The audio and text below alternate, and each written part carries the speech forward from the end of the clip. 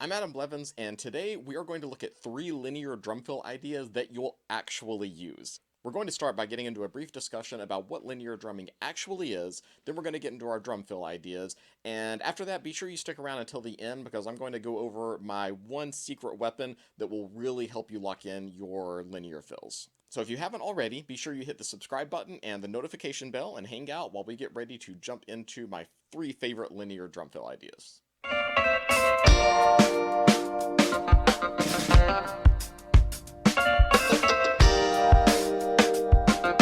Before we get to my drum fill ideas, I want to talk about a couple of misconceptions about linear drumming. I want to talk about what linear drumming is and what it isn't. The first big misconception about linear drumming is that linear drumming is hard. That is not necessarily the case. Some linear ideas are difficult, but most of them are very, very simple on the surface. It's only after you start playing them faster, or the big trick is playing them with a band and making sure everybody can follow it. That's where things can get a little bit difficult. So linear drumming is drumming that is played like a line. Linear means like a line. The way that I usually explain it is if you write out a drum groove or a drum fill, and if you can draw a line connecting all of the note heads together, then that is a 100% linear groove or linear drum fill or linear idea. Another way to put it is that your limbs don't always line up with one another. For instance, there aren't a lot of times where you'll play hi-hat and bass drum at the same time, or snare drum and hi-hat at the same time. Usually, you only play one surface at a time. Most linear ideas on the drum set aren't 100% linear, so you'll have some things that play at the same time, but most of it is like a line, though. Most of it, they don't exactly play at the same time. And one final thing about linear drumming has become kind of a buzzword in the last few years. For me, linear drumming is just a tool, and like most tools, it's not appropriate to use 100% of the time. Depending on the type of bands that you play in or the type of music that you play, you might find yourself playing more linear ideas or fewer linear ideas. For instance, if you play a lot of rock and country and hard rock music, you probably aren't going to be using a lot of linear ideas. However, if you play a lot of funk music, if you play some jazz, and if you play Afro-Cuban music, you're going to find yourself using a lot more linear ideas. So the trick with linear drumming is knowing when it's appropriate to use it and when it isn't. That can only come through experience, through both listening experience, through experience playing with a band, and experience gained through a private teacher. So if you want to know more about linear drumming, I suggest listening to songs that have a linear drumming style with them, and especially studying with a private teacher who knows a lot about linear drumming that can steer you in the right direction. And with that, let's go ahead and get into our first linear drum fill idea. So you might notice that I'm not referring to these as drum fills. I'm referring to them as drum fill ideas. And that relates back to my entire approach with drum fills. I prefer to think of drum fills either as just rhythms or a combination of hand and foot patterns. If you learn to play these patterns and learn to improvise over them, you could take what would normally be one drum fill and turn it into dozens of drum fills just by changing the surfaces that you play. This first one is one of the first drum set exercises that I ever learned, and is very, very adaptable as a drum solo idea or as a drum fill idea. This was taught to me by my first drum teacher, Chip Hancock, when I was about 10 years old. Again, that's one of the first things I remember learning on drum set, and he called it boogada, because when you play it fast, it sounds like boogada, boogada, boogada, boogada.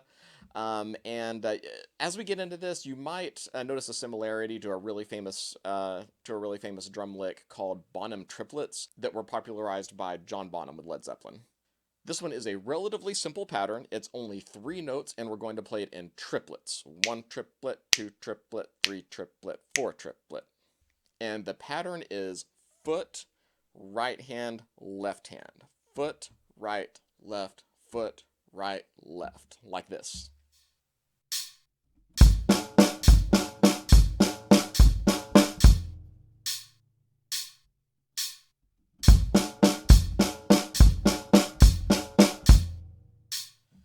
So once you have that down, we'll start moving it around the drums, and I'll go ahead and give you 2 patterns to get you started. The first one, we're going to start on the snare drum and move all the way around the toms. We're going to play snare drum, high tom, middle tom, floor tom, then repeat the floor tom and come back up to the snare drum, like this.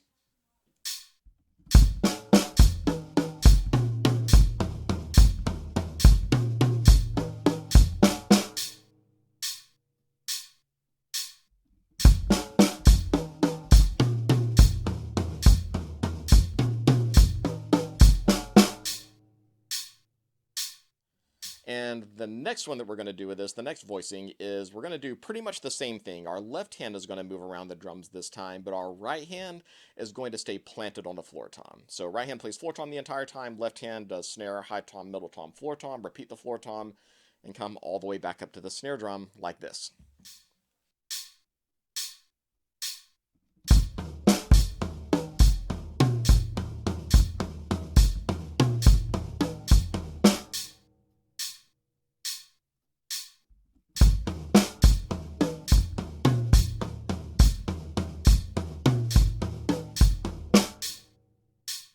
So there are a couple of pitfalls with this one. First and foremost, be sure that you practice this, as with every new idea, practice this very, very slowly and with a metronome. Be sure that all of your triplets are perfectly even. 1 triplet, 2 triplet, 3 triplet, 4 triplet.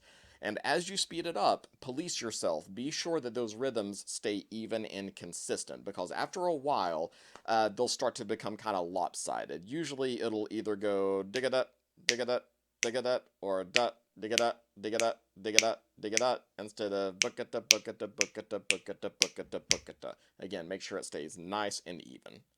And once you get comfortable with these patterns, both playing it just on one surface, as well as these two ways of moving it around the drums, the real power, as with all of these ideas, comes with improvising. As long as you keep that basic pattern intact, the foot, right, left, you can play pretty much anything you want. You can play any drum.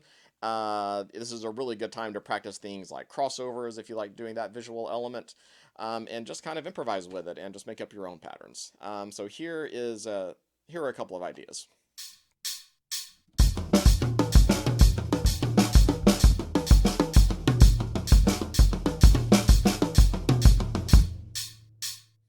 When using this idea as a drum fill, I like to do it as 16th note triplets. 1 and 2 and 3 and 4 and boogada boogada boogada boogada boogada boogada boogada boogada 1 and so on. So here it is with an actual drum groove used as a drum fill.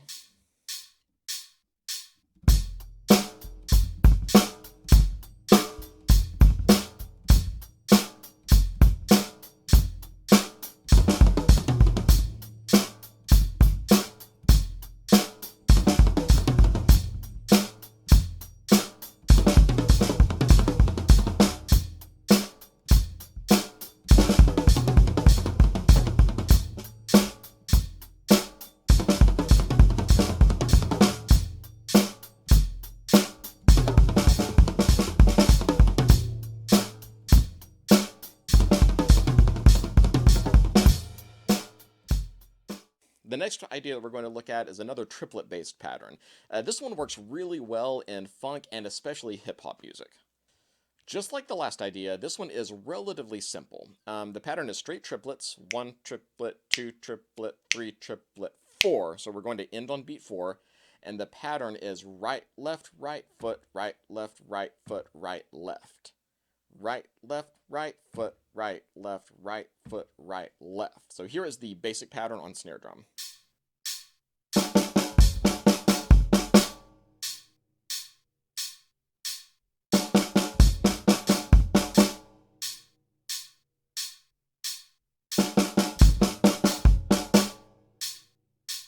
Also, like the last idea, the real power comes in this one when you start moving it off the snare drum and playing it on the toms, and especially when you start improvising and coming up with your own ideas. So I'll give you one idea to get you started with this one. This is my favorite way of voicing this one on the toms.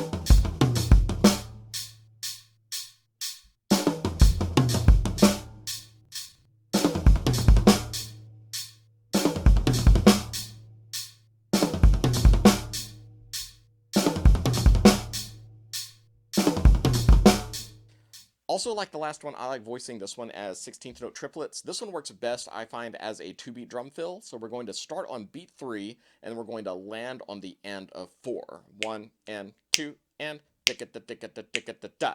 1 and 2, and and. So by ending this one on the and of 4, instead of carrying that rhythm all the way out through the rest of the measure, you're going to give the rest of the band a definite anchor point that they can lock into, so they all know when the next measure is going to come in.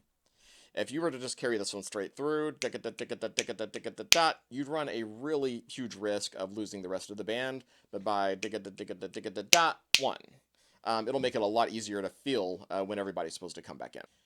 And here are a couple of different ways that you can improvise on this one using it as a drum fill.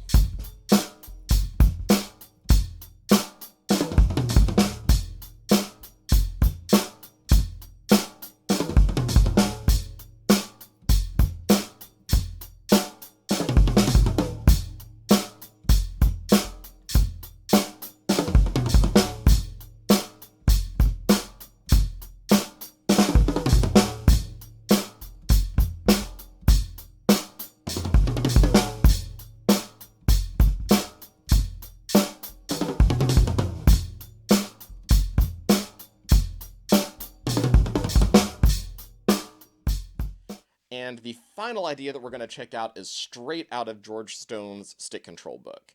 It is a relatively easy sticking pattern. It seems difficult when you play it faster, but it's really not as bad as it seems. This one is all in the hands. So this is the pattern. It is right, left, left, right, left, right, left, left, right, left, left, right, left. Right, left, left, right, left, right, left, left, right, left, left, right, left. So let's try that one just on snare drum.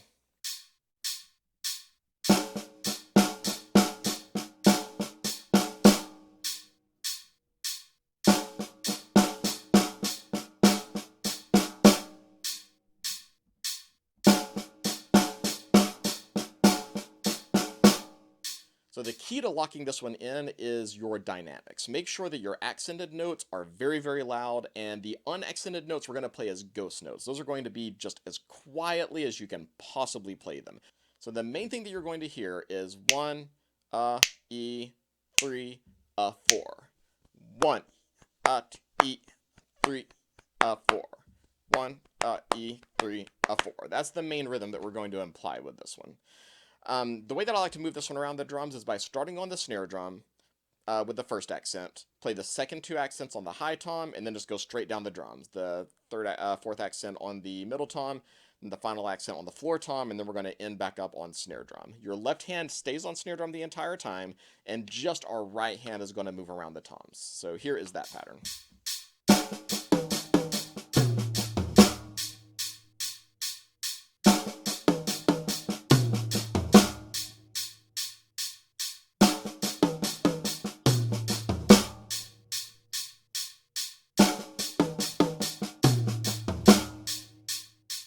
And then here it is used as a drum fill, improvised a couple of different ways.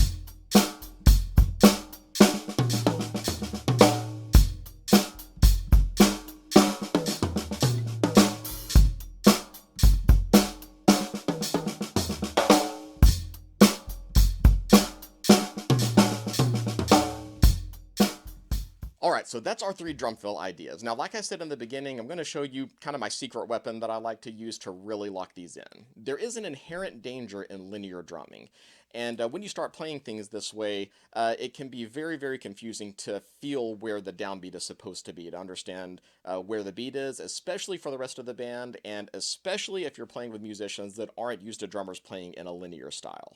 So I find that it helps to give the rest of the band kind of an anchor point, something that they can follow that stays constant and consistent the entire time. The best way, in my opinion, of doing this is something that is overlooked by many, many drummers and is one of my very, very favorite topics to discuss and one of my favorite things to practice, and that is left foot independence. So in most of the stuff we've done so far, a couple of these I was using my left foot, but in the vast majority of them, my left foot's sitting there not doing anything. And I don't like to have any one of my limbs not doing anything at all. I feel that there is almost always something that your free limb can add to a groove that you play. So one of the best ways of locking in these ideas when you use them as drum fills is to keep time with your left foot. Use that to give the rest of your band an anchor point that they can follow, almost like a metronome, so they always know where time is. So the whole time that you're playing a groove, you're keeping time with your right hand, and then you go into one of these drum fill ideas, and that just disappears. You go from 1 and 2 and 3 and 4 and 1 and 2 and diggity diggity diggity about 1 and 2 and that is a very, very jarring change. So what I recommend is just tap your left foot either with quarter notes, or most of these ideas work a little bit better with eighth notes, especially since we're playing them as 16th note triplets. They kind of fit into an eighth note pulse very, very nicely. So before we go, I'm going to play a couple of different examples of these. I'm just going to go through each one of them in turn. I'm going to improvise over them a little bit, and I'm going to use my left foot and show you how to use that as an anchor point.